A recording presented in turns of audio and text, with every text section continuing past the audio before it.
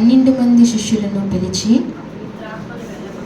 అపవిత్రాత్మను వెళ్ళగొట్టుటకును, ప్రతి విధమైన రోగమును, ప్రతి విధమైన వ్యాధిని స్వస్థపరచుటకును వారికి అధికారం ఇచ్చెను.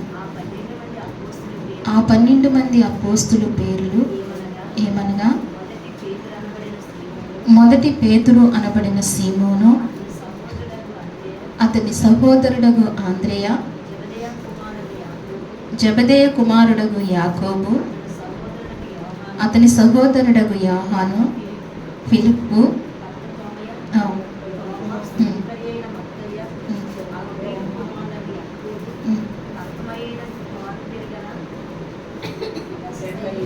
లెవి,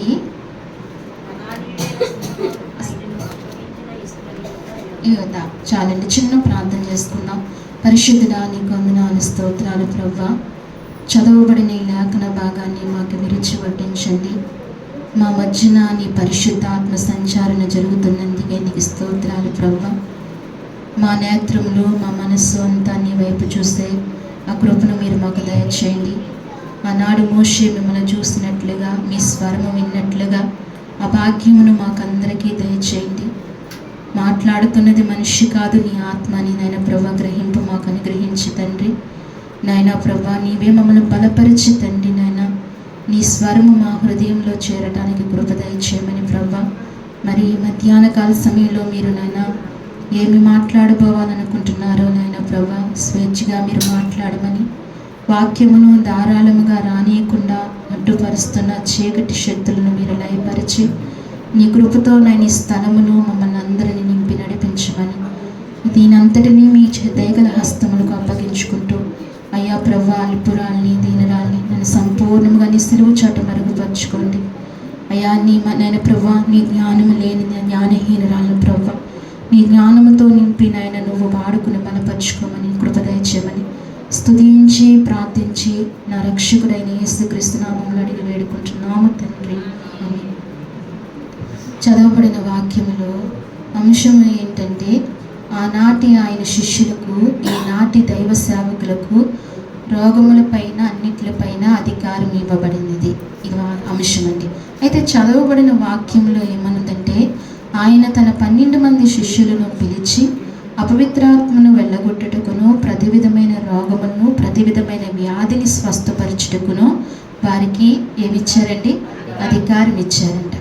12 మంది శిష్యులను పిలిచి ఆయన ఏం చేశారంటే, వారి అందరికీ కూడా అధికారం ఇచ్చారు. ఏం అధికారం ఇచ్చారంటే, ఆయనకున్న అభిషేకమును, ఆయనకున్న తలాంతును, ఆయనకున్న గొప్ప భాగ్యాన్ని ఆయన శిష్యులకి ఆయన ఇస్తూ వచ్చారు, పంచుకుంటూ వచ్చారు. ఏం పంచుకున్నారంటే, ఆయన అపవిత్రాత్మలను పోగొట్టే భాగ్యాన్ని ఇచ్చాడు, రోగములను వెళ్ళగొట్టే భాగ్యాన్ని, స్వస్థపరిచే భాగ్యాన్ని ఆయన శిష్యులకి ఇచ్చి, ఈ తలాంతులు ఇచ్చి ఇలా అభిషేకించి వారిని ఎక్కడికి పంపించారండి?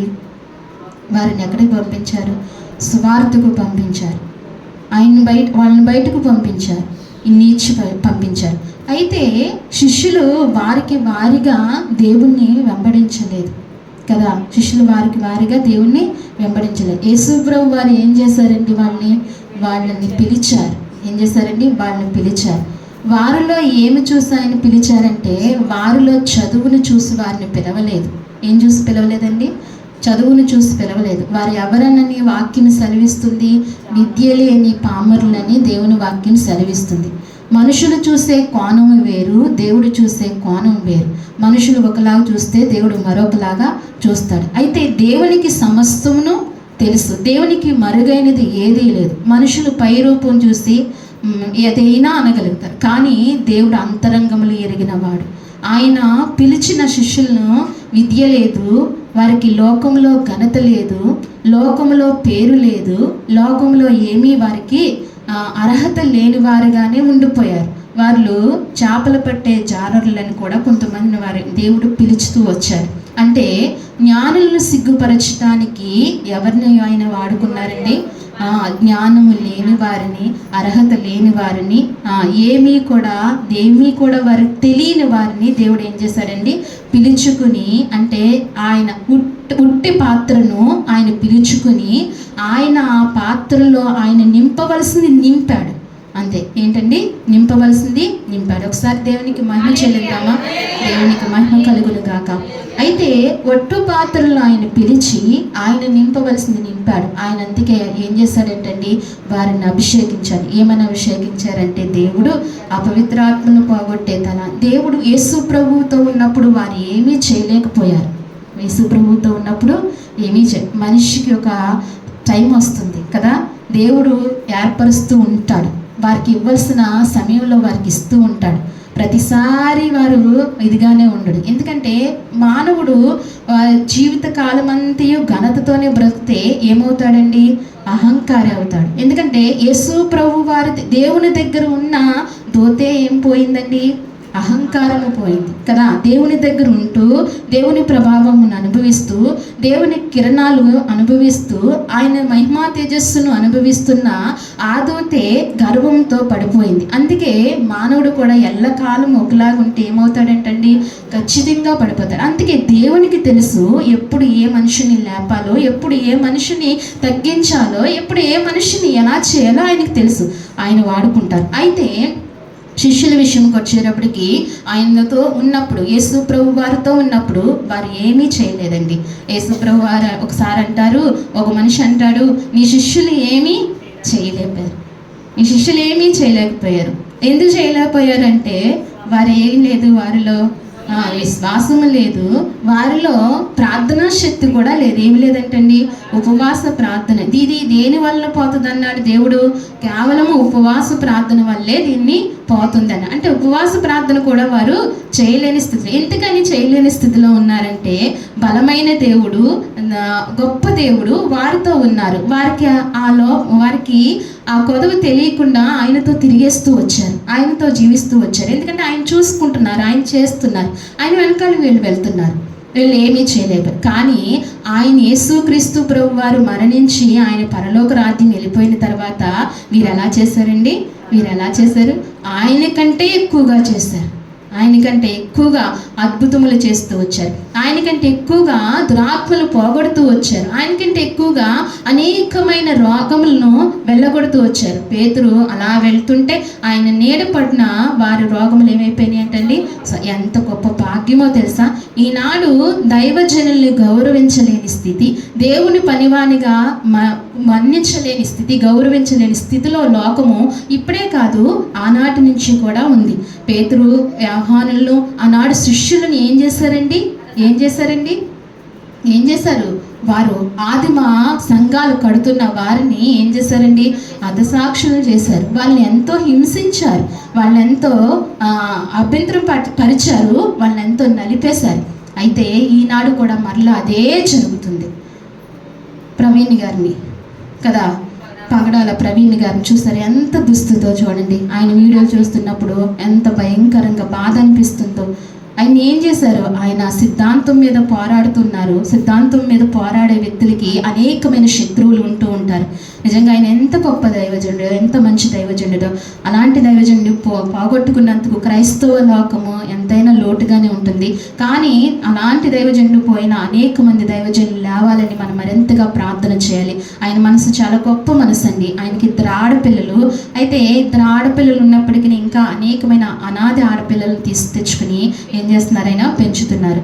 ఆయన గొప్ప ఉన్నతమైన వాడు, మంచి జ్ఞాని, ఆయన మంచి జ్ఞాని, మంచి ప్రసంగికుడు, ఆయన దేవుని కొరకు బ్రతికే ఒక మంచి వ్యక్తి. అలాంటి దైవజనుని మనం పోగొట్టుకున్నాం. ఈ లోకము అలాంటి వారిని చూడలేని పరిస్థితి. క్రైస్తవుల్ని హింసించడానికి, క్రైస్తవుల్ని నిందించడానికి, క్రైస్తవ తత్వాన్ని ఎదిరించడానికి ఎంతగానో కాలు దూకుతున్న లోకముగా మారిపోయింది. ఇప్పుడే కాదండి, ఆనాటి నుంచి కూడా ఉంది. పేతుర్ని ఎలా చంపారండి? పేతుర్ని ఎలా చంపారు? తల కిందలుగా సిలువ వేసి చంపారు కదా. అంటే వారికి ఉన్న కక్ష ఏమవుతలేదు, తీరట్లేదు. వారికి ఉన్న పగ తీరట్లేదు. వారి హృదయంలో పుట్టిన పగ తీరదు. వారి హృదయంలో పుట్టిన పగ ఎన్నటికీ ఎప్పటికీ కూడా తీరనే తీరదు. వాళ్ళని ఎలా ఏం చేద్దాం, వాళ్ళని ఎలా చంపుదాం అని చెప్పి ఆలోచిస్తారు. అయితే ఆనాడు మరి శిష్యుల్ని అలా దేవుడు అభిషేకించి వారిని పంపించినప్పుడు వారు ఎలా వాడబడ్డారో, వారు ఏం చేశారో మొదటగా మనం పేతురుని ఆలోచిస్తున్నప్పుడు ఈ 12 మంది శిష్యుల పేర్లు ఇక్కడ రాయబడి ఉండగా, అయితే పేతురు గురించి మనం కొన్ని విషయాలు చూద్దాం. పేతురు ఏమి అద్భుతాలు చేస్తూ వచ్చారో, పేతురు గారి జీవితంలో ఎలాంటి గొప్ప దేవుని మహిమకరముగా ఆయన జీవిస్తూ వచ్చారో, దేవుని నామాన్ని మహిమ తెచ్చే కార్యాలు ఏం చేస్తూ వచ్చారనేది మనకు సుపరిచితమైన వాక్యములు అయినప్పటికీ ఈ సందర్భంగా ప్రభు మనకు జ్ఞాపకం చేస్తున్నాడు. అపోస్తుల కార్యాలు, అపోస్తుల గ్రంథము 3వ అధ్యాయము 6వ వచనము, లేకుంటే 1వ వచనము కాడి నుంచి చదవండి. పగలు 3 గంటలకు ప్రార్థనా కాలమున పేతురు యోహానును దేవాలయముకు ఎక్కి వెళ్ళుచుండగా పుట్టినది మొదలుకొని కుంటివాడైన ఒక మనుషుడు మోసుకుని పోబడుచుండెను. వాడు దేవాలయంలోనికి వెళ్ళు వారిని భిక్షమడుగుటకు కొందరు ప్రతిదినము వారిని శృంగారమును దేవాలయపు ద్వారముల యొద్ద ఉంచుచూ వచ్చిరి. పేతురును యోహానును దేవాలయంలో ప్రవేశించబోనప్పుడు వాడు చూచి భిక్షమడగగా పేతురును యోహానును వారిని తేరి చూచి మా తట్టు చూడమనిరి. వాడు వారి యొద్ద ఏమైనా దొరుకునేమోనని కనిపెట్టుచు వారి యందు లక్ష్యముంచెను. లేవు గాని నీకిచ్చుచున్నాను, నజరేయుడైన యేసుక్రీస్తు నామమున నడువుమని చెప్పి వాని కుడి చేయ పట్టుకుని లేవనెత్తెను. వెంటనే వాని పాదములు చీలమండములు బలము పొందెను. వాడి దిగ్గున లేచి నిలిచి నడిచెను. చాలండి. ఇక్కడ పగలు ఇంచుమించు 3 గంటల ప్రాంతంలో పేతురు యోహాను ఎక్కడికి వెళ్తున్నారండి? దేవుడు యేసు ప్రభు అయినా ఎక్కడికి వెళ్ళారండి? దేవాలయంలో. ఆయన శిష్యులైనా ఎక్కడికి వెళ్ళారు? దేవాలయం అనేది, ఆరాధన చేయటం అనేది, మందిరం అనేది చాలా ప్రాముఖ్యమైనది. ఎట్టి పరిస్థితుల్లో ఏం మానకూడదు? దేవాలయం అనేది మానకూడదు. దేవుని ఆరాధించడానికి ఒక స్థలంలోనికి మనం వెళ్ళాలి. అయితే పేతురు యోహాను కూడా ఎక్కడికి వెళ్తున్నారండి? దేవాలయంలోనికి వెళ్తుండగా ప్రార్థనా కాలము పేతురు యోహాను దేవాలయంకు వెళ్ళుచుండగా పుట్టినది మొదలుకొని, ఇప్పుడంట పుట్టినది అంటే తన నడవటము తన జీవితంలో ఎప్పుడూ కూడా చూడలేదు. అందరూ నడుస్తుంటే నేను నడవాలి అని తనకు అనిపించిన నడవలేని పరిస్థితి. పుట్టుకతోనే ఎలా ఉన్నాడండి?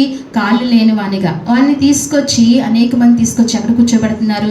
దేవాలయం దగ్గర. ఎవరు తీసుకొచ్చి కూర్చోబెడితే ఆ రోజు అతనికి ఎంత వస్తే వాళ్ళంతా సగం తీసుకుంటారేమో, అంతేనేమో కదా. కూర్చోబెట్టిన వారు ఊరికే కూర్చోబెడతారా? ఊరికే చేస్తారా?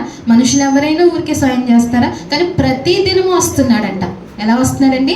ప్రతిదినం. కాళ్ళుండి మనం వస్తున్నామా? పరీక్షించుకోవాలి. ఎవరికి వాళ్ళు, నాతో సహితంగా. ఏముందండి? కాళ్ళుండి దేవాలయానికి వస్తున్నామా? అయితే ఇతన్ని ఎందుకు తీసుకొస్తున్నారంటే ఇతని వల్ల వారు ఏం పొందుకుంటున్నారు? లాభము పొందుకుంటున్నారు.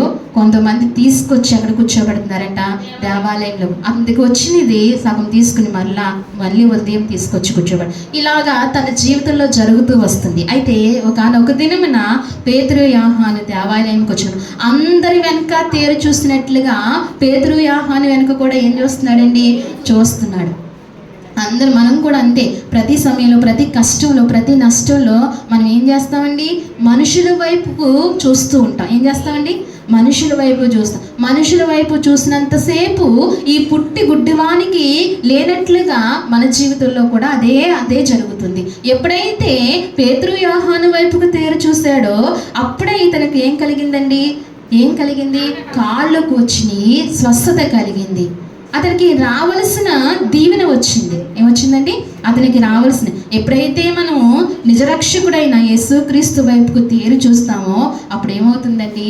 మనకు రావలసిన దీవెన, మనకు రావలసిన కృప వస్తుంది. ఎప్పుడు కూడా మనం ఏం చేస్తామంటే మనుషుల వైపు చూస్తూ ఏం చేస్తున్నాము? నిర్జీవంగా ఉండిపోతున్నాం. ఏమీ లేదు, ఏమీ అవట్లేదు, ఏమీ సాధ్యపడట్లేదు. ఏది నీ విశ్వాసము? ఎక్కడ నీ భక్తి? ఎక్కడ నీ విశ్వాసం? ఎక్కడ నీ నమ్మకత్వము? నీ జీవితంలో కార్యాలు జరగాలంటే ఏముండాలి? ముందు నీ విశ్వాసం ఉండాలి. ఎదట ప్రార్థనలు కాదు, ఏముండాలండి? మొదట నీకు బలంగా విశ్వాసం ఉండాలి. నీలో విశ్వాసము స్థిరపరచుకోలేవు, నీలో భక్తిని బలపరుచుకోలేవు, కానీ నిందల మట్టుకి విస్తారంగా వేయగలుగుతావు. నీ విశ్వాసము నీకు నిలకడగా లేకపోతే, నీ భక్తి నీ జీవితంలో నిలకడగా లేకపోతే, నీ భక్తిని నీకు సంతృప్తి పుట్టించకపోతే ఎక్కడ దేవుని కార్యాలు జరుగుతాయి? ఎంత అపనమ్మకస్తుగా ఉంటున్నాం మన దేవుని విషయంలో. దేవుడు కార్యాలు చేయట్లేదు అని అంటే నీ విశ్వాసం ఎంత నువ్వు కోల్పోతున్నావు. నువ్వు దేవుని మీద ఆధారపడకుండా జీవిస్తున్నావు. దేవుని మీద ఎప్పుడైతే ఆధారపడుతూ ఉంటామో, ఈ గుడ్డవానికి ఎప్పుడు ఇతనికి కాళ్ళు వచ్చినాయండి, ఎవరి వైపు చూసినప్పుడు కాళ్ళు వచ్చినాయి. వాళ్ళు చెప్పారు పేతురు, యోహాను చెప్తూ వచ్చారు, మా దగ్గర అయితే వెండి బంగారంలు మా దగ్గర లేవు, ఈ లోక సంబంధమైనవి. దేవుడు వారిని పంపించేటప్పుడు అండి, దేవుడు వారిని 12 మందిని పిలిచి వారిని అభిషేకిస్తున్నప్పుడు, దురాత్మల మీద, వ్యాధుల మీద వారిని అభిషేకిస్తున్నప్పుడు దేవుడు ఒక మాట చదివిస్తాడు. కిందకు చదువుతుంటే, మీరు ఏం పట్టుకెళ్ళొద్దన్నాడు ఆయన? సంచి కానీ ఏమీ పట్టుకెళ్ళదు. అంటే వాళ్ళని ఎలా అభిషేకించారు? చాలా అఫీషియల్గా అభిషేకించారు.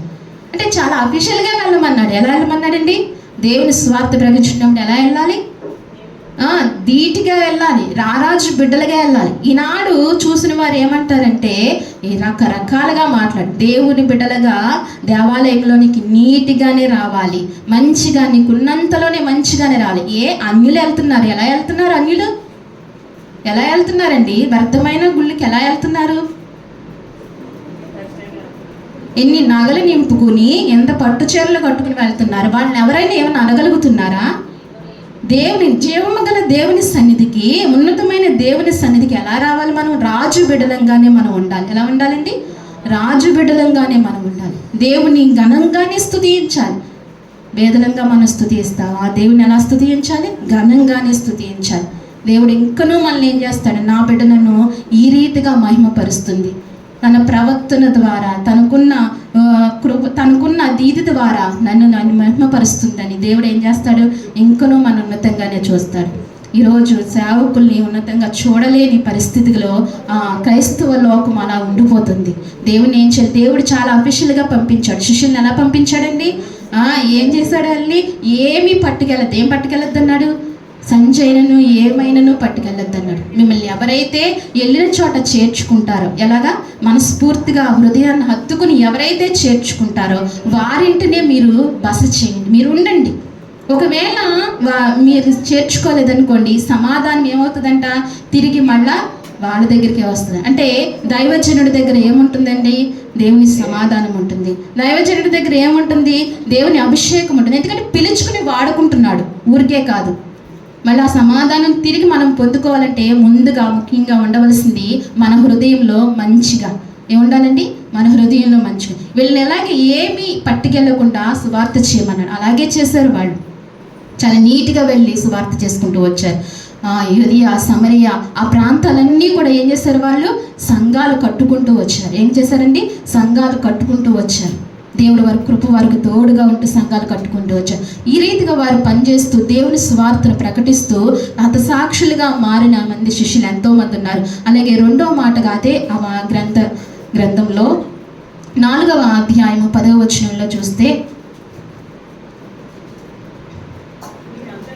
మీరందరూ ఇశ్రాయేలు ప్రజలందరూ తెలుసుకోవాల్సింది ఏమనగా, మీరు సిలువ వేసినట్లు, మృతుల్లో నుండి దేవుడు లేపినట్లు, నజరేయుడైన యేసుక్రీస్తు నామమునే వీరుడు స్వస్థత పొంది మీ ఎదుట నిలిచి ఉన్నాడు. ఇల్లు కట్టువారి అయినా మీరు తునీకరించిన రాయ ఆయనే. ఆ రాయి మూలకు తలరాయి ఆయను. మరి ఎవని వలన రక్షణ కలగదు? ఈ నామమునే మనము రక్షణ పొందవలనే కానీ ఆకాశము కింద మనుషులలో ఇయ్యబడిన మరి ఏ నామమున రక్షణ పొందలేము అనెను. ఇక్కడ దేవుని వాక్యం సెలవిస్తుంది. మీరు ఇశ్రాయేలు ప్రజలందరూ తెలుసుకోవాల్సింది ఏదనగా, మీరు సిలువ వేయనట్లు మృతుల్లో నుండి దేవుడు లేపినట్లు నజరేయుడని యేసుక్రీస్తు నామమును వీడు స్వస్థత పొంది. ఏ నామంలో స్వస్థత పొందారండి? శిష్యులకి అధికారం అయితే ఇచ్చారు. శిష్యులు వారు ఏం చేయలేదు, వారి సొంతంగా వారి నామమును చెప్పి వారికి స్వస్థత లేదు. ఏ నామంలో స్వస్థత ఇచ్చారు? యేసు నామములోనే స్వస్థత ఉంది. యేసు నామము తలిస్తేనే చాలు ఏం కలుగుతుందండి? స్వస్థత కలుగుతుంది. నజరేయుడైన యేసుక్రీస్తు నామమును తలుసుకుంటేనే చాలు హృదయం ఏం కలుగుతుంది? నెమ్మది కలుగుతుంది. నజరేయుడైన యేసు నామము తలుసుకుంటేనే చాలు శాంతి కలుగుతుంది. ఆ నామము అంత శక్తి కలిగినది, ఆ నామము అంత ప్రభావము కలిగినది. ఆ నామము ఎంత మాత్రము తక్కువది కాదు. ఆ నామము చాలా ప్రభావము కలిగిన నామము, చాలా ఉన్నతమైన నామము. ఏ నామం అండి? యేసు నామము. ఆ నామములో అనేకమైన దురాత్మలు పోతాయి. అందుకే పేతురు చేసిన కార్యం ఇది.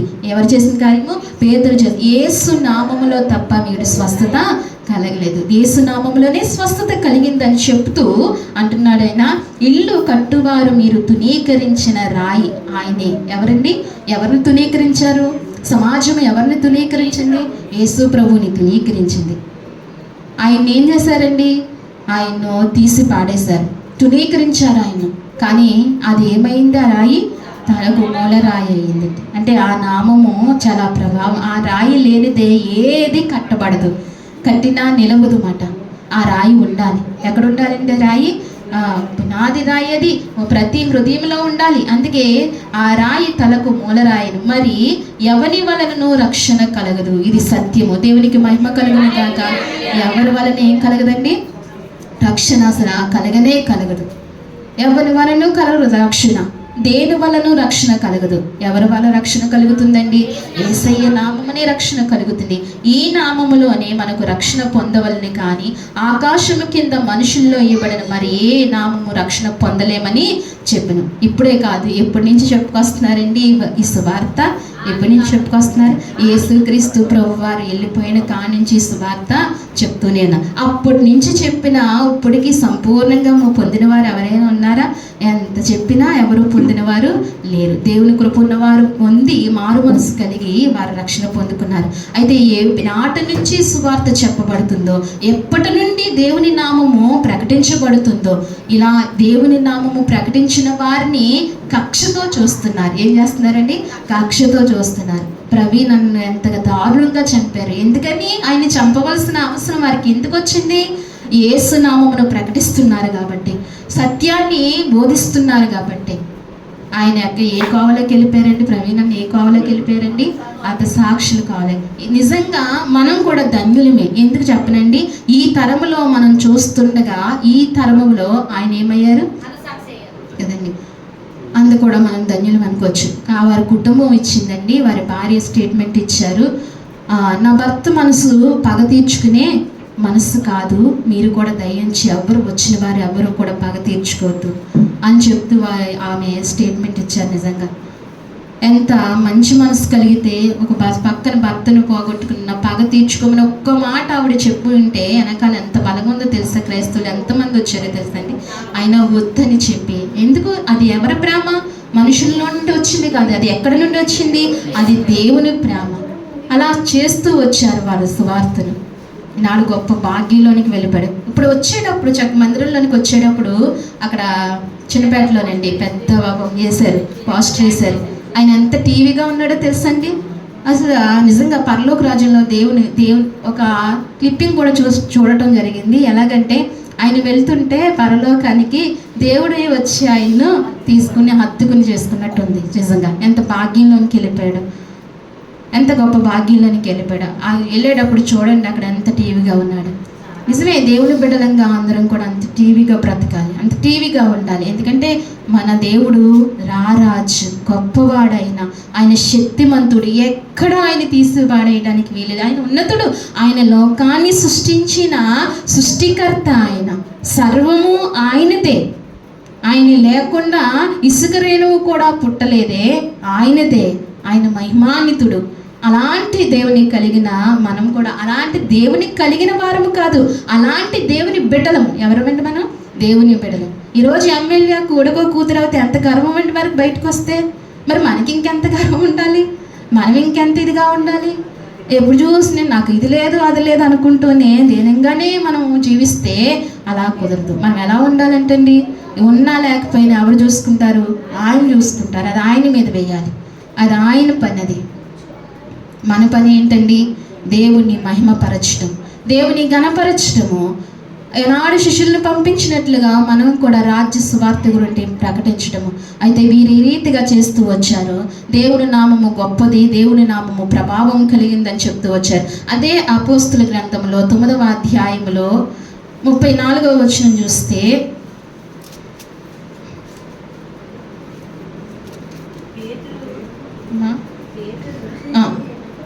పేతురు నిన్ను స్వస్థపరుస్తున్నాడు, నీవు లేచి నీ పరుపు నీవే పరుచుకోమని అతనితో చెప్పగా, వెంటనే అతడు లేచి లోదాలోను షారోనులోను కాపురమున్న వారందరూ అతను చూచి ప్రభు తట్టు తిరిగిరి. ఏం చేశారంటండి? ఎవరిని చూసి ప్రభు తట్టు తిరిగారు?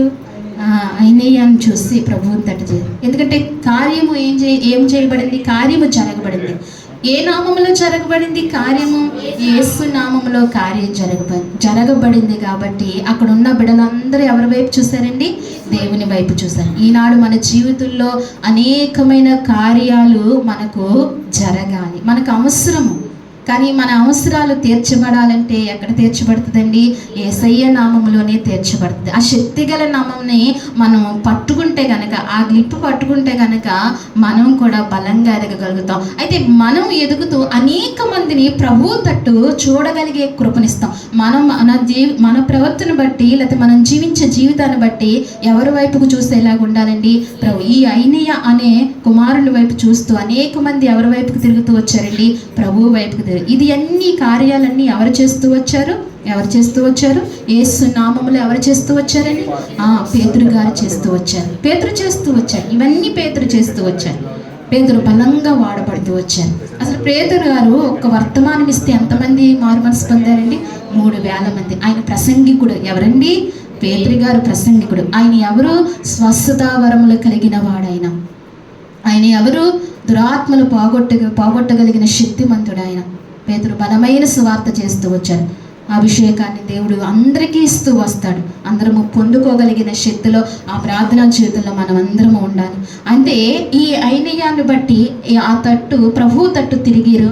అతని వైపుకు చూస్తూ అనేక మంది అక్కడ ఉన్న కాపురస్తులు అందరూ కూడా ఆయన కనీసము మనల్ని చూసి మన కుటుంబము ఆయన తట్టు తిరుగుతుందా? ఒక్కొక్క విషయం. పోనీ మనల్ని చూసి మన స్నేహితులు ఎవరైనా ఆయన తట్టు తిరుగుతున్నారా? కనీసం మనల్ని చూసి మన ఇరుగు పొరుగు వారు ఎవరైనా ఆయన తట్టు తిరుగుతున్నారా? ఎందుకు తిరగట్లేదు? కారణం ఏంటి? విశ్వాసం మన జీవితంలో బలంగా లేదు. దేవుని వైపు మనం చూడట్లేదు. మన నేత్రాలు దేవుని వైపు, మన పెదాలతోనే దేవుని స్తుతిస్తున్నాము, పైనే దేవుని ఆరాధిస్తున్నాము. అంతే. దేవుడిని ప్రార్థిస్తున్నాను, దేవుడే నా దేవుడు అని అంటున్నాం. కానీ సంపూర్ణమైన విశ్వాసం మన జీవితంలో లేకున్నది. కాబట్టి మన బిడ్డలైనా, మన కుటుంబం అయినా, మన బంధువులైనా, మన స్నేహితులైన, ఇరుగు పొరుగు వారు ఎవరు తట్టు చూడట్లేదు? మన ద్వారా దేవుని తట్టు చూడలేకపోతున్నారు. ఆ కార్యము జరిగింది. అక్కడ ఉన్న కాపురస్తులందరూ కూడా ఎవరు తట్టు చూశారండి? దేవుని తట్టు చూశారు. అలా మనం జీవించాలని దేవుని కోరిక, దేవుని మనసు. అదే విధంగా 40 కూడా చూస్తారా? అదే అధ్యాయంలో 40 వచనము. పేతురు అందరినీ వెలుపలకు పంపి మోకాళ్ళు ఊని ప్రార్థన చేసి శవం వైపు తిరిగి, తబిత లెమ్మనగా ఆమె కన్నులు తెరిచి పేతురును చూచి లేచి కూర్చును. చాలండి. దేవునికి మహిమ కలుగును గాక. పేతురులో ఇంకా ప్రభావం కలిగిన శక్తి ఇంకోటి ఉంది. ఏంటండి? చనిపోయిన వారిని లేపగలిగిన శక్తి. అది సామాన్యమైనదా? మొదటగా ఎవరు చేశారు? చనిపోయిన వారిని లేపిన వారు ఎవరండి? యేసుప్రభు. ఎవరిని లేపారు? లాజరుని లేపారు కదా. అదే అభిషేకం, దేవుని అభిషేకం మళ్ళీ ఎవరికి వచ్చింది? పేతురు గారికి వచ్చింది. తబిత అనే ఆమెని ఏం చేశారండి? ఆయన లేపారు. చనిపోయిన ఆమెని లేపారు. ఎంత గొప్ప భాగ్యమో చూడండి. ఎంత గొప్ప తలాంతు చూడండి. ఆయన రాజ్య స్వార్థ అలా ప్రకటిస్తూ అలా మరణించిన వారిని సహితము లేపుతూ ఆయన ఎంతగానో దేవునికి వరకు కష్టపడుతూ పనిచేస్తూ వచ్చారు. అందుకే ఆమె దేవుని మోకాళ్ళుని ఏం చేశారండి? ఆయన మోకాళ్ళు ప్రతి పరిస్థితికి ఏం చేయాలంట? మోకాళ్ళుని ప్రార్థన చేసినప్పుడు ప్రతిదానికి తీర్చబడేది ఏంటంటే మోకాళ్ళ ప్రార్థన. ప్రతిదానికి కావాల్సింది ఏంటంటే మోకాళ్ళ ప్రార్థన. ఇది చేసినప్పుడు ఖచ్చితంగా దేవుడి కార్యాలు చేస్తూ వస్తారు. ఇంకా త్వరితంగా ఇంకా కొన్ని వాక్యాలు మనం చూసుకుని ముగించుకుందాం. అదే అపోస్తుల కార్యాలు 5వ అధ్యాయము పేతురు చేసిన కార్యాలు ఇవన్నీ మీకు చూపిస్తున్నాను. 5వ అధ్యాయము 15వ వచనము 16వ వచనము.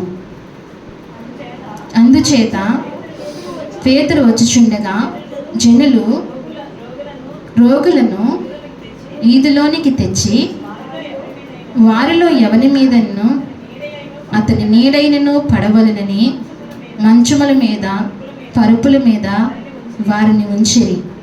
మరియు యెరూషలేము చుట్టూ నుండి పట్టణంలో జనులు రోగులను అపవిత్రాత్మల చేత పీడింపబడిన వారిని మోసుకుని కూడి వచ్చిరి. వారందరూ స్వస్థత పొందిరి. దేవునికి మహిమ కలుగును గాక. ఎంత అద్భుతమో చూడండి, ఎంత అద్భుతమో చూడండి. ఈరోజు హాస్పిటల్కి వెళ్తే ఎంతసేపు వెయిట్ చేయాలి? గంటలు కూర్చోవాలి. కూర్చున్నంటే ఒకటే సరిపోతుందా? మనం ఒకటే వెళ్తే సరిపోతుందా? ఏం పట్టుకెళ్ళాలి? వెళ్ళేటప్పుడు డబ్బులు పట్టుకెళ్ళాలి. అది లేకపోతే మెట్టు కూడా ఎక్కనవరు కదా. ఎంత అవుతాయి చెప్పలేము అక్కడికి వెళ్ళిన తర్వాత కదా. అది తగ్గుతుందో లేదా కూడా చెప్పలేము. ఎన్ని సంవత్సరాలు వాడాలో, ఎంత చేయించుకోవాలి. అయితే పేతురులో ఏముందండి? ఆయన నీడ పడితే చాలంటే ఏం కలిగిందంట? స్వస్థత కలిగిందంట. ఆ ప్రాంతంలో రోగులందరూ కూడా మంచాల మీద తీసుకొచ్చి ఏం చేశారంట? అలా రోడ్ల మీద వేసారంట. ఆ పేతురు అలా వెళ్తుంటేనంటండి, ఆయన నీడ పడుతుంటేనంటండి అందరూ స్వస్థత పొందుకుని లేచారంటే ఎంత అద్భుతమో. ఒకసారి దేవునికి మహిమ చెల్లించాలండి. ఎంత గొప్పగా భాగ్యమో చూడండి. దేవుడు ఎంత శక్తిమంతుడో చూడండి. వీటిని బట్టి మనం దేవుడిని నమ్మితే నిజంగా దేవుడు మన జీవితంలో కార్యాలు చేస్తాడు. మనకు విశ్వాసం ఎప్పుడు పుడుతుందండి? దేవుని వాక్యము విన్నప్పుడే కార్యాలు పుడుతుంది. ఇవి నమ్మాలి. నమ్మినప్పుడే దేవుడు మన జీవితాల్లో కార్యాలు చేస్తాడు. ఇవి నమ్మాలి. దేవుడు గొప్ప దేవుడు, శక్తిమంతుడు. ఆయన అభిషేకించిన వ్యక్తులే నీడ పడితేనే ఇంత కార్యాలు జరుగుతున్నాయి. ఇంకా ఆయన ఎంత శక్తిమంతుడు, ఇంకెంత ఆయన అభిషక్తుడు, ఇంకెంత ఆయన గొప్పవాడు అని మనం ఖచ్చితంగా దేవుడిని నమ్మాలి. పేతురు అలా నడుస్తుంటే, నీడ పడుతుంటేనే భయంకరమైన వ్యాధులండి, క్షయ వ్యాధులు భయంకరమైన, మంచం మీద నుండి లేవలేని స్థితిలో వారు ఏం చేశారంటండి? వారు లేపబడ్డారు. ఈనాడు నాకు కలిగిన బాధలైన, వ్యాధులైన చాలా చిన్నవి. అవి ఏమవుతాయండి? విశ్వాసము నీలో బలంగా ఉంటే, విశ్వాసము నీలో పరిపూర్ణంగా సంపూర్ణంగా ఉంటే, నీవు దేవుని వైపు చూస్తే, మనుషుల మాటలు కానీ మనుషుల వైపు చూస్తూ నడిస్తే కనుక నీ జీవితంలో కార్యం నువ్వు దేవుని వైపు చూస్తే నీ జీవితంలో గొప్ప కార్యాలు జరిగి నీకెంతో మేలే జరుగుతుంది. దేవుడు ఎంత గొప్పగా అనుతిస్తాడో. ఈనాడు నీలో విశ్వాసం లేదు, నీలో ఉండదు, నీకుండదు, కానీ దేవుడు కార్యం చేయలేదని సాక్ష్యం ఇస్తావు. ఏమిస్తావు సాక్ష్యం? అది అంత తప్పు విషయం. అసలు సంఘములో బలం లేదనుకుంటూ సాక్ష్యం ఇస్తావు. మరి నీలో ఉందా? అసలు నీ విశ్వాసము పరిపూర్ణంగా ఉందా? నీ విశ్వాసం సంపూర్ణంగా ఉందా? నీ విశ్వాసము నిలకడగా ఉందా? నమ్మకంగా కూడా ఉందా నీ విశ్వాసము దేవుని యందు? వారు వారు పొందుకున్న వారు అందరూ ఏం చేశారు? విశ్వసించారు. ఏం పొందుకున్న వారు ఏం చేశారు? ఎందుకు తీసుకొచ్చారు? వాళ్ళు పేతురు వెళ్తుంటే ఎందుకు తీసుకొచ్చారండి? ఆ నీడ పడితే స్వస్థత కలుగుతుందని వారు నమ్మి తీసుకొచ్చారు. వారు నమ్మారు కాబట్టి ఏం కలిగిందంట? ఒకరికి ఇద్దరికే కలిగిందా అండి? చివరికి వస్తే ఏముందండి? వారిని మోసుకొచ్చి కూడి వచ్చిరి. వారందరూ స్వస్థత నొందిరి. ఏం చేశారంట? వారందరూ స్వస్థత. ఒకరిని బట్టి ఒకరి విశ్వాసాన్ని ఏం చేసుకోవాలి? పురుగలుపుకోవాలి, బలపరుచుకోవాలి. ఈనాడు ఏమవుతుందండి? తగ్గిపోతుంది. విశ్వాసాన్ని చల్లార్చుకునే మాటలు, విశ్వాసాన్ని చల్లార్చుకునే ప్రవర్తనలు. అలా కాకుండా విశ్వాసాన్ని ఏం చేసుకోవాలంట? బలపరుచుకుంటూ, పెంచుకుంటూ దేవుని రాజ్యము కొరకే మనం ఏం చేయాలి? పాటలు పడుతూ ఉండాలంట, పని చేయాలంట. వారిని అభిషేకించి ఆ రీతిగా చేస్తూ వచ్చారు. ఇంకొక మాట అపోస్తుల గ్రంథంలోనే 19వ అధ్యాయము 19వ అధ్యాయము 12వ వచనం చూద్దాం, చూడండి.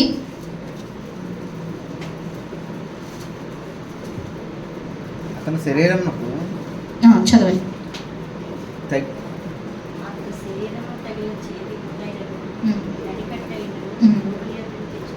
రోగుల యొద్దకు తెచ్చినప్పుడు రోగములను వారిని విడిచెను, దెయ్యములు కూడా వదిలిపోయిను. అబ్బా, ఇదేమినికి మహిమ చెల్లిందామా? ఏంటంట? పేతురుకి ఏంటంట?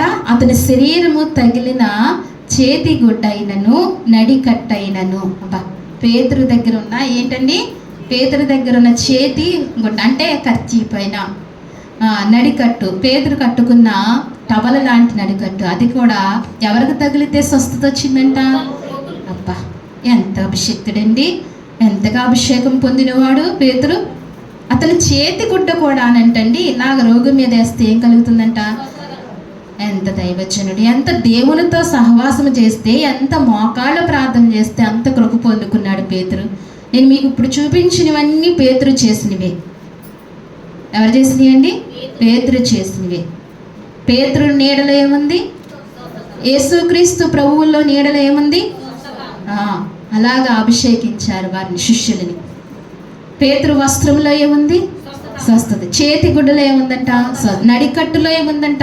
స్వస్థత ఉందంట. ఆయన అంటున్నాడు అతని శరీరము తగిలిన, అతని శరీరముకు తగిలిన, అతని శరీరం మీదకు ఉన్నది కాదు, శరీరానికి తగిలిన గుడ్డ అయిన.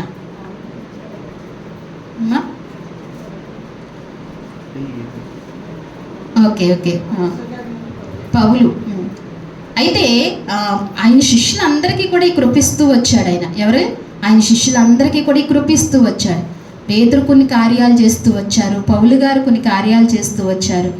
ఆయన అంటున్నారు అసలు మీరు అన్యజనుల దగ్గరికి వెళ్ళకుండా ఏం చేయమన్నారు? ఆయన సువార్త చేస్తూ రమ్మన్నారు. కానీ తర్వాత యేసు ప్రభు వారు పైకి వెళ్ళిపోయిన తర్వాత పేతురుకు ఒక దర్శనాన్ని కూడా ఇచ్చారు. ఏమి ఇచ్చారు ఆయన?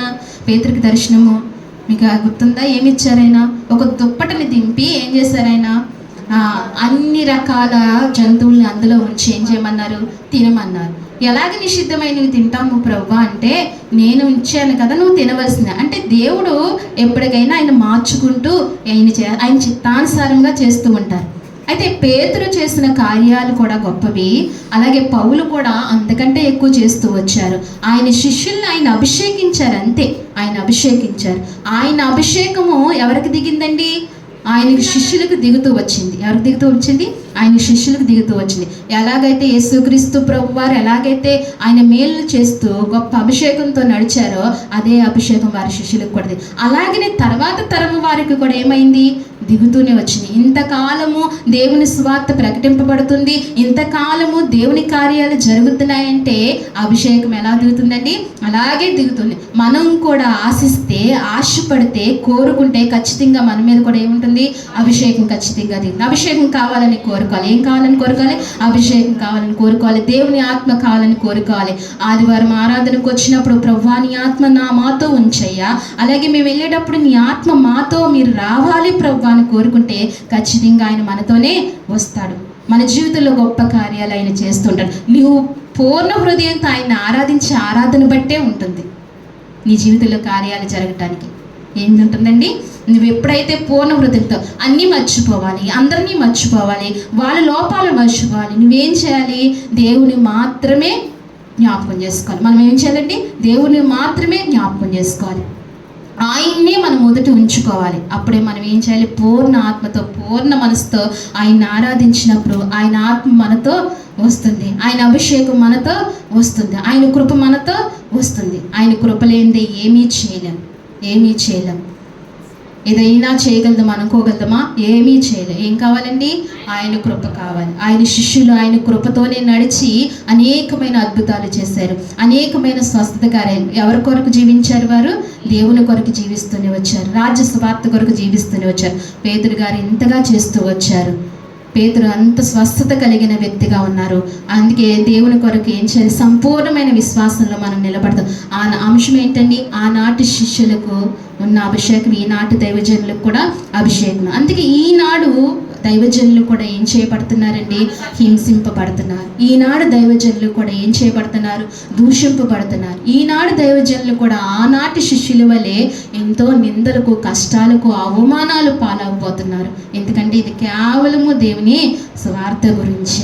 అందుకే మనం ఏం చేయాలంటే, ముఖ్యంగా ఈ మధ్యాహ్న కాల సమయంలో మీకు దేవుని పందానిగా చెప్పవలసిన మాట ఏంటంటే, దైవజనులైన వారి గురించి బలంగా ప్రార్థన చేయండి. ఇంకా అలాంటి దైవజనులు చాలామంది ఉన్నారు, వారికి ప్రమాదాలు జరుగుతాయని కూడా అనేక మంది సెలవిస్తున్నారు. అందుకే ఏం చేయాలండి, మన వంతుగా మనం చేయవలసిన పని ఏంటి? దైవజనుల క్షేమం, వారి రాకపోకల్లో, వారి ప్రయాణంలోనూ క్షేమం ఇవ్వు ప్రభా. నీ కొరకు ఎవరైతే బలంగా పనిచేస్తున్నారో, నీ కొరకు సత్యం కొరకు ఎవరైతే నిలబడుతున్నారో, సత్యాన్ని ఎవరైతే ప్రకటిస్తున్నారో అలాంటి దైవజనులు మీరు జ్ఞాపకం చేసుకోండి ప్రభాని. మనం మోకరించినప్పుడల్లా వారి గురించి మనం ఏం చేయాలంటండి? ప్రార్థన చేయాలి. నిందించిన వారితో పాటు నిందించడం కాదు, ఏం చేయాలంటండి? ప్రార్థన చేయాలి. అప్పుడే మనకు ఉన్నతమైన బహుమానాలు మనం క్రీస్తు దగ్గర పొందుకోగలుగుతాము. ఈ మాటలు దేవుడు మన హృదయాలు దీవించి ఆశీర్వదించును గాక. ఆమేన్. కళ్ళు మూసుకుందాం అండి, చిన్న ప్రార్థన చేసుకుందాం. కళ్ళు మూసుకుందాం, చిన్న ప్రార్థన చేసుకుందాం. పరిశుద్ధుడా, మధ్యాహ్న కాల సమయంలో మీరు నాతో మాట్లాడినందుకు నీకు వందనాలు. ఆనాటి శిష్యులను తండ్రి ప్రభా నువ్వు అభిషేకించి స్వార్థ కొరకు పంపావు. ఈనాడు ప్రభా దైవజనులకు కూడా అదే అభిషేకం ఇచ్చి నీ స్వార్థను, నీ పనిని జరిగించుకుంటున్నావయ్యా అని ఒక్కసారి జ్ఞాపకం చేస్తూ, దేవుని అయ్యా ఇంతవరకు మాట్లాడుతూ వచ్చావు. పేతురుని మా ముందు ఉంచుతూ వచ్చావయ్యా. పేతురు చేసిన అద్భుతాలను జ్ఞాపకం చేసుకుంటూ వచ్చావయ్యా. పేతురు ఎలాంటి గొప్ప కార్యాలు చేస్తారో, పుట్టినది మొదలుకు నీ కుంటివాడైన వానికి స్వస్థతనిచ్చాడు తండ్రి.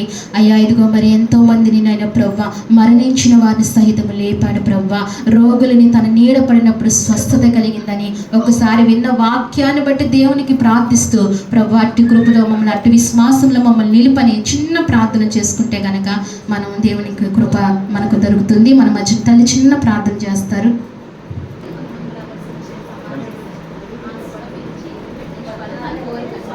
అప్పుడు వారి అమ్మగారు చనిపోయినప్పుడు కొంతమంది బ్రదర్స్ ఎవరంటే చెన్నమేర నుంచి కొంతమంది వచ్చారు. అలాగే రాజు బ్రదర్, బ్లడ్ టెస్ట్ చేసే రాజు బ్రదర్, వీళ్ళందరూ కూడా కొంతమంది వచ్చి వాళ్ళ అమ్మగారు సమాధి చేశారండి.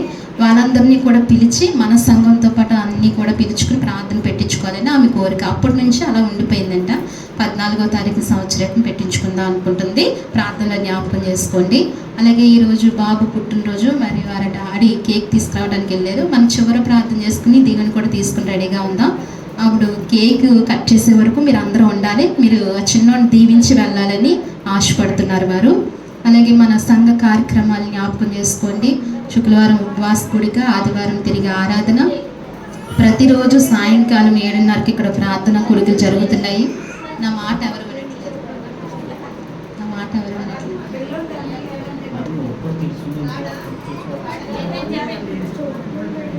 ప్రతిరోజు ఇక్కడ ప్రార్థన జరుగుతున్నాయండి 7:30కు. మరి ఎవరు రాలేకపోతున్నారు, కొంతమందే వస్తున్నారు. మరి లాస్ట్లో అందరూ కూడా వస్తే బాగుంటుందని భావిస్తున్నాం. మరి రండి, దేవుని సన్నిధికి రండి, చక్కగా పాటలు పాడుకుని దేవుని స్తుతించి వెళ్దాము. ఇక దగ్గరికి వచ్చేస్తుంది, మీరందరూ కూడా గమనించవలసిందిగా మనం చేస్తున్నాం. వీలు 1 గంటే కదా, అందరికీ వీలు పడుతుంది, అది వీలున్న సమయమే. రండి, తప్పనిసరిగా రండి, అందరికీ మనం చేస్తున్నాం. ప్రార్థన చేసుకుందాం. చివరి ప్రార్థన చేసుకుందామండి. మహాపరిశుద్ధమైన ప్రేమగల తండ్రి, మహాగణుడ, మహోన్నతుడ, సర్వశక్తిమంతుడ, సర్వాధికారి, మీకు వందనములు, స్తోత్రములు చెల్లిస్తున్నాము ప్రభా. అయ్యా ఈ సమయంలో తండ్రి నాయన నిన్ను ఆరాధించే కృప మా అందరికీ మీరు అనుగ్రహించినందుకు వందనాలు. మొదటి ప్రార్థన నుంచి ఈ చివరి ప్రార్థన వరకు మీ ఆత్మ సహాయం మాకు అందించినందుకు నీకు స్తోత్రాలు చెల్లిస్తున్నాము ప్రభా. ప్రార్థనలో, పాటల్లో అయ్యా ఇదిగో మరి వాక్యము చదవటంలో ప్రవ్వా, స్తుతి ఆరాధనలో ప్రవ్వా, వాక్యములో ప్రవ్వా, నీ బిడ్డలు ఇచ్చిన సాక్ష్యాల్లో మీరు అన్ని విషయాల్లో తోడుగా ఉన్నందుకు నీకు స్తోత్రాలు నాయనా. అయ్యా ఇంతవరకు మీరు నాతో మాతో మాట్లాడుతూ వచ్చిన విధానం కొరకే వందనాలు ప్రవ్వా. ఆనాటి శిష్యులను ప్రవ్వా నువ్వు అభిషేకించి స్వార్థకు పంపించావు. ఈనాటి దైవజనులకు కూడా అదే అధికారం ఇచ్చి నువ్వు వాడుకుంటున్న విధానం కొరకే నీకు స్తోత్రాలు ప్రవ్వా. ఆనాడు పేతురుని నాయన మా ముందు ఉంచుతూ వచ్చావు. పేతురు ఎలా వాడబడ్డారో ప్రవ్వా, పేతురు నీకు ఎలాగ ఉపయోగపడుతూ వచ్చారో ప్రవ్వా, మాకు నాయన ఈ మధ్యాహ్న కాల సమయంలో మరొకసారి తెలుపుతూ వచ్చినందుకు నీకు స్తోత్రాలు తండ్రి. నువ్వు పిలిచి నువ్వు అభిషేకిస్తే గనక ప్రవ్వా అలాగనైనా బలంగా ప్రవ్వా వాడబడతారని గొప్ప కార్యాలు చేస్తారని నీ లేఖను సెలవిస్తూ వచ్చింది ప్రవ్వా. ఆయన నీడ పడినప్పుడు కొందరు రోగులు స్వస్థత పొందుకున్నారు అయ్యా. ఇదిగో మరి వైద్యులకు సాధ్యపడని నైనా రోగములు నైనా ప్రవ్వా అయ్యా ఇదిగో మరి స్వస్థత పొందుకుంటూ వచ్చారు స్వామి. అయ్యా పుట్టుకతోనే నైనా కుంటివాడైన వానికి నైనా స్వస్థతని ఇచ్చావు స్వామి. నీకు స్తోత్రాలు తండ్రి నాయన. అయ్యా చనిపోయిన శవములను లేపే నైనా నైనా అధికారమును మీరు ఇచ్చినందుకే మీకు వందనాలు స్తోత్రాలు చెల్లించుకుంటున్నాము ప్రభా. అయ్యా పేతురు మీ కొరకు నైనా బ్రతికారు, మీ కొరకు జీవించారు ప్రభా, మీ కొరకే మరణించారు స్వామి. అట్టి కృపమైన పేతురుకి ఇస్తూ వచ్చారు ప్రభా. అలాగే ఈనాడు దైవజనులు అనేక మంది నీ కొరకు జీవిస్తూ వస్తున్నారు ప్రభా. అలాగే నైనా ప్రభా మొన్నటి దినాన ప్రభా మేము చూసినట్టుగా ప్రవీణ్ అనే విషయంలో కూడా ప్రభా ఇదిగో మరి ఇంత దుస్థితి జరిగింది నాయన. మరి అలాంటి దైవజనులు ఇంకా అనేక మంది లేపబడటానికి అనేక మంది నైనా ప్రభా నీ కొరకు అలా రోషము కలిగి జీవించే కృప దైవజనులకు మీరు అనుగ్రహించమని గొప్ప దైవజనులు లేవనెత్తమని మీ సన్నిధిలో ప్రార్థిస్తున్నాం. కోల్పోయిన కుటుంబాన్ని ప్రభా ఆదరించండి అయ్యా, సంఘమును ఆదరించండి స్వామి. గొప్ప కృపా కార్యక్రమం మీరు అనుగ్రహించండి స్వామి. నీకు వందనాలు చెల్లించుకుంటున్నాము తండ్రి. ఇంతవరకు నువ్వు మాట్లాడుతూ వచ్చిన మాటలను బట్టి కూడా నీకు స్తుతులు చెల్లించుకుంటున్నాం ప్రభా. ఈ దీన సంఘమును మీరు జ్ఞాపకం చేసుకుని ప్రభా నువ్వు నుండి మాతో నడిపిస్తున్న విధానము కొరకే కూడా నీకు వందనాలు చెల్లిస్తున్నావు. నువ్వు మా మధ్యన ఉన్నావయ్యా. ఎవరు అంగీకరించినా అంగీకరించకపోయినా అయ్యా, ఎవరు ఒప్పుకున్నా ఒప్పుకోపోయినా మీరు మా మధ్యన ఉంటూ వస్తున్నందుకే నీకు స్తోత్రాలు. నీ ఘనకార్యాలు తండ్రి నాయన చేయండి ప్రభా. ప్రతి బిడ్డ జీవితంలో మీరు చేయండి నాయన. వారి విశ్వాసమును మీరు నాయన అధికము చేయండి స్వామి. గొప్ప మేలులతో నీ బిడ్డలు ప్రభా ఈ మందిర దీవులు పొందుకుని వారి గృహాలకు వెళ్ళడానికి సహాయం చేయండి. గొప్పగా మీరు వారిని ఆశీర్వదించండి, బలపరచండి తండ్రి నాయన. నీ మందిర మహిమతో వారిని నింపమని ప్రార్థిస్తున్నాను తండ్రి. సహాయము చేయండి తండ్రి నాయన, కృప దయచేయండి. వచ్చిన నీ బిడ్డలందరినీ పేరు పేరున మీరు జ్ఞాపకం చేసుకోండి. వారిని వారి కుటుంబాలని నాయన ప్రభా సంపూర్ణంగా మీరు ఆశీర్వదించండి స్వామి. అలాగే ప్రభా ఈరోజు పుట్టినరోజు జరుపుకుంటా కుమారుణ్ణి ప్రభా ప్రవీణ్ కుమార్ని మీరు జ్ఞాపకం చేసుకోండి స్వామి. అయ్యా ఇదిగో మరి రవణమ్మ గారిని బట్టి తండ్రి నాయన వారికి ఇచ్చిన కుమారుడు ప్రభా నాయన ఇదిగో కిరణ్ బట్టి తన భార్య దేవిని బట్టి మీ సన్నిధిలో ప్రార్థిస్తున్నాము ప్రభా. వారిని ప్రేమించి ఇచ్చిన బిడ్డలను బట్టి ప్రార్థిస్తున్నాం. పెద్ద కుమారుని బట్టి, రెండో కుమారుని బట్టి, అలాగే మూడో కుమారుడు ప్రవీణ్ కుమారుని బట్టి ప్రార్థిస్తున్నాను ప్రభా. మీరు జ్ఞాపకం చేసుకోండి. చక్కటి బిడ్డలను ప్రభా వారికి అనుగ్రహించారు ప్రభా. ఆ చంటి బిడ్డలు ముగ్గురు ప్రభా నీ దయలో ప్రభా నీ కృపలో వారు పెరగటానికి సహాయం చేయండి ప్రభా. మీ దయలో మనుషుల దయలో బిడ్డలు వర్ధిల్లటానికి కృప దయచేయమని ప్రార్థిస్తున్నాను. ముఖ్యంగా పుట్టినరోజు జరుపుకుంటున్న ప్రవీణ్ కుమారుని దీవించండి, ఆశీర్వదించండి స్వామి. గొప్ప కృప మీరు కుటుంబానికి మీరు దయచేయండి. కుమారుని మీరు దీవించండి. నీ దయా కిరీటము కుమారునికి ధరింప చేయండి స్వామి. ఈ సంవత్సరం అంతా నీ దయా కిరీటంతో నీ బిడ్డను నింపండి స్వామి. ఆటపాటల్లో నైనా ప్రభు తీసుకుంటున్న ఆహారంలో అన్నిట్లో మీరు తోడుగా ఉండండి. దీర్ఘాయువును మీరు కుమారుడికి మీరు అనుగ్రహించండి ప్రవ్వ.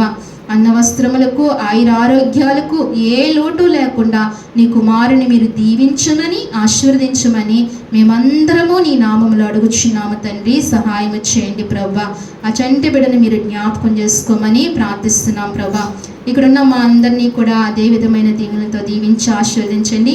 మిగిలిన ఇద్దరు చంటి బిడ్డలను కూడా మీరు జ్ఞాపకం చేసుకోమని ప్రార్థిస్తూ ప్రభా నీ కృప దయచేయమని ఈ ఆరాధన అంతా కూడా ఈ రీతిగా మీరు జరిపించుకున్నందుకే పరిశుద్ధాత్మ నిలబడి సహాయం చేసినందుకే మీకు కృతజ్ఞతాస్తుతులు చెల్లించుకుంటూ వచ్చిన మా ప్రియులందరినీ మీరు దీవించండి.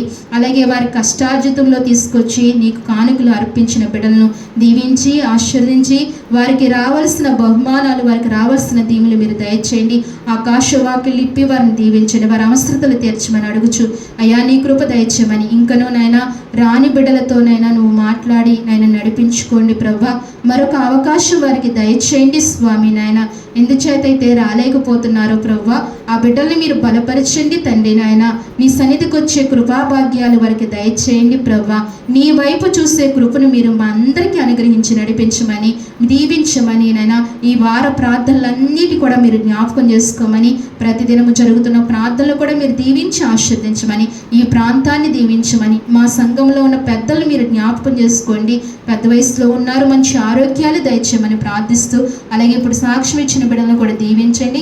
అలాగే యశోదమ్మ గారికి మంచి ఆరోగ్యం దయచేయండి అయ్యా. అదిగో మరి పడిపోయి ఉన్నారు, చట్టను బలపరచండి అయ్యా. మంచి ఆరోగ్యం దయచేయండి, బలం ఇవ్వండి, శక్తినివ్వండి స్వామి. నీకు స్తోత్రాలు. అలాగే తండ్రి ఇదిగో మరి లీలావత ఆంటీ గారు ఇచ్చిన సాక్ష్యాన్ని బట్టి నీకు స్తోత్రాలు అయ్యా. ఒక చోటనే ఉండటానికి నీ కృపిచ్చావు. మేము ప్రార్థించాము, తల్లి ప్రార్థించారు, వారు ప్రార్థించుకున్నారు ప్రభా. నువ్వు సహాయపడినందుకు కూడా నీకు స్తోత్రాలు చెల్లిస్తున్నాం ప్రభా. అలాగే సౌభాగ్య విషయంలో కూడా నీ కృప దయచండి. ఆమె చేతులు బలపరచండి, దీవించండి ప్రభా. తన తల్లిని జ్ఞాపకం చేసుకుని నిన్ను మహిమపరిచే కృప 14వ తారీఖుని మీరు దయచేయండి. వస్తున్న నీ బిడ్డలందరినీ మీరు జ్ఞాపకం చేసుకోండి. మా సంఘ బిడ్డలను దీవించమని, ఆ కార్యక్రమం అంతా నీ నామ మహిమార్థంగా జరిపించుకోమని, కృప దయచేయమని, ఈ ప్రార్థనలన్నీ నీ సన్నిధికి చేర్చుకోమని. అలాగే మీ దాసునికి ఉన్న అయా ప్రభా ఎలర్జీ నుంచి విడిపించండి, ఎదురుదల నుంచి విడిపించండి. మంచి ఆరోగ్య స్వస్థతను మీరు దయచేయండి. మంచి కృపను అనుగ్రహించమని, బిడ్డలందరినీ మీరు జ్ఞాపకం చేసుకోమని స్తుతించి ప్రార్థించి మా ప్రియరక్షకుడైన యేసుక్రీస్తు నామములో అడిగి వేడుకుంటున్నాము తండ్రి.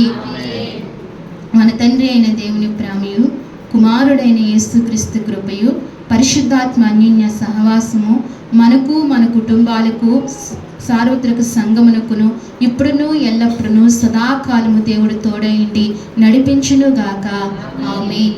యేసు రక్తమే జయం, ప్రవేశ రక్తము సంపూర్ణమైన విజయము కలుగును గాక. ఆమేన్, ఆమేన్, ఆమేన్.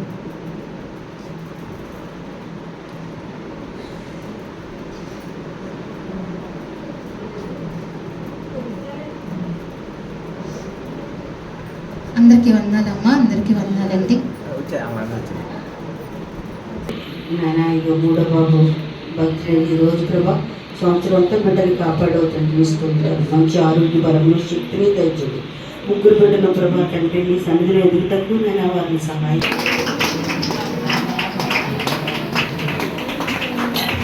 Happy birthday to you, happy birthday to you, happy birthday Praveen Kumar, happy birthday to you. Many greetings to you, many greetings to you, many greetings to you Praveen Kumar, many greetings to you. May God bless you, may God bless you dear, may God bless you dear Praveen Kumar, may God bless always. Thank you.